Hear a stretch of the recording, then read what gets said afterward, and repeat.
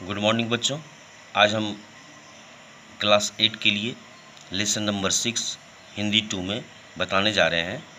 Lesson का नाम है शब्द भंडार। आइए इसके विषय में जानें। शब्द भंडार के अंतर्गत पर्यायवाची शब्द आते हैं, विलोम शब्द आते हैं, अनेकार्थक शब्द आते हैं और वाक्यांशों के लिए एक शब्द इस अध्याय में हम लोग जानेंगे और पढ़ेंगे। आइए चलते हैं। सबसे पहले नंबर 1, पर्यायवाची शब्द किसे कहते हैं अथवा समानार्थक शब्द क्या है। यानी पर्यायवाची और समानार्थक शब्द जो है उस समान शब्दों को ही कहा जाता है, उसे पर्यायवाची शब्द भी कहते हैं। यानी पर्यायवाची या समानार्थक शब्दों के अर्थ जो होते हैं वो समान होते हैं। यानी जो भी नाम हम बोलेंगे उसका अर्थ एक ही होगा। आइए जाने उदाहरण से।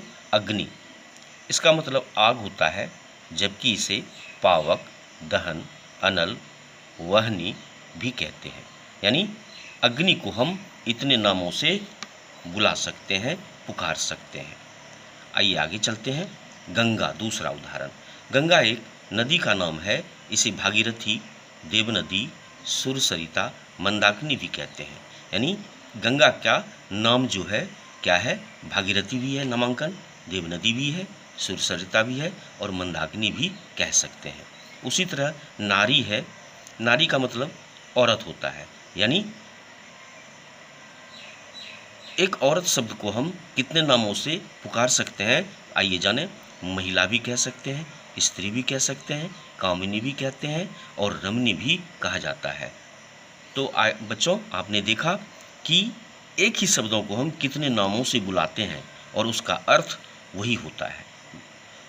आइए चलें, विलोम शब्द किसे कहते हैं उसके विषय में जानें।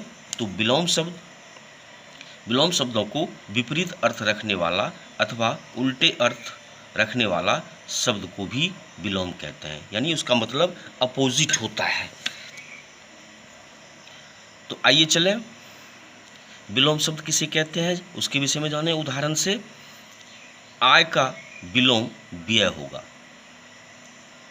जबकि आय का मतलब होता है आमदनी होना, इनकम होना, और व्यय का मतलब होता है खर्च। तो आय का विलोम व्यय हो गया। आइए दूसरा जाने। उपकार का विलोम क्या होगा, तो अपकार, जबकि उपकार का मतलब भलाई करना और अपकार का मतलब किसी का नुकसान पहुंचाना या किसी को नुकसान देना अपकार कहलाता है। आइए तीसरे उदाहरण से चलें, जाने।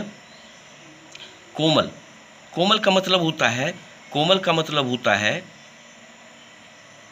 मुलायम, जबकि कोमल का विलोम होता है यानी उल्टा होता है कठोर। तो कोमल का मतलब मुलायम हो गया और कठोर का मतलब सख्त, हार्ड। यानी इसके विपरीत अर्थ रखने वाले शब्द को ही विलोम शब्द कहते हैं। आइए आगे चलें। अनेकार्थक शब्द क्या है। अनेकार्थक शब्द ऐसे शब्द को कहते हैं जिसके एक से अधिक अर्थ होते हैं, अर्थात एक शब्द को अनेक नामों से जानते हैं, जिसका अर्थ एक से अधिक होता है, उसे अनेकार्थक शब्द कहते हैं। उदाहरण स्वरूप जान लें। अक्षर, अब यहाँ अक्षर को देखें। अक्षर का मतलब वर्ण भी होता है, लेटर। अक्षर का मतलब ब्रह्मा भी होता है, जो एक गॉड का नाम है। अक्षर का मतलब जिसका नाश ना हो, यानी विनाश ना हो। अक्षर का मतलब मोक्ष भी होता है, यानी मुक्ति मिलना।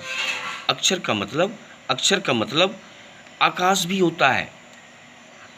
होता है, आदि। यानी एक अक्षर शब्द को हम इतने नाम से पुकारते हैं जिसका कि अर्थ भिन्न भिन्न होता है, अलग अलग नाम होता है। आइए जाने।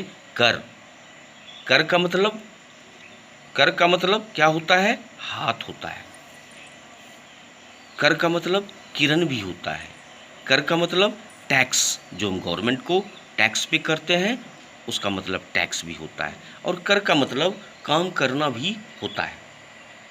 आइए घट के विषय में जानें। उदाहरण, घट का मतलब घड़ा होता है। घट का मतलब शरीर होता है। घट का मतलब कम हो जाना, यानी किसी चीज़ का कम हो जाना। और घट का मतलब हृदय यानी हार्ट भी होता है। तो आगे चले हम लोग जाने वाक्यांशों के लिए एक शब्द के बारे में। वाक्यांशों के लिए एक शब्द का क्या अर्थ होता है?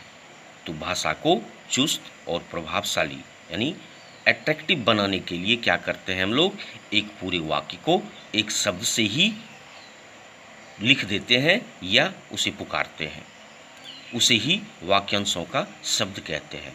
उदाहरण के तौर पर अधिक बोलने वाला, यह एक सेंटेंस है, इसे हम एक शब्दों में कैसे लिखेंगे, तो अधिक बोलने वाले को वाचाल कहते हैं। दूसरा उदाहरण है मांस खाने वाला, तो एक सेंटेंस है यह, तो इसे एक शब्दों में कहने के लिए क्या कहेंगे, मांसाहारी। तीसरा है जिसका पति जीवित हो, तो इसे एक सेंटेंस में बोलने के लिए कौन से शब्द का इस्तेमाल करेंगे, सधवा आदि। ऐसे बहुत सारे उदाहरण हैं। तो आपने देखा कि शब्द भंडार में, इसलिए इस लेसन का नाम शब्द भंडार रखा गया क्योंकि इसमें शब्दों के विषय में जानकारी दी गई है। तो बच्चों, आप इस लेसन को अच्छी तरह समझ गए। धन्यवाद।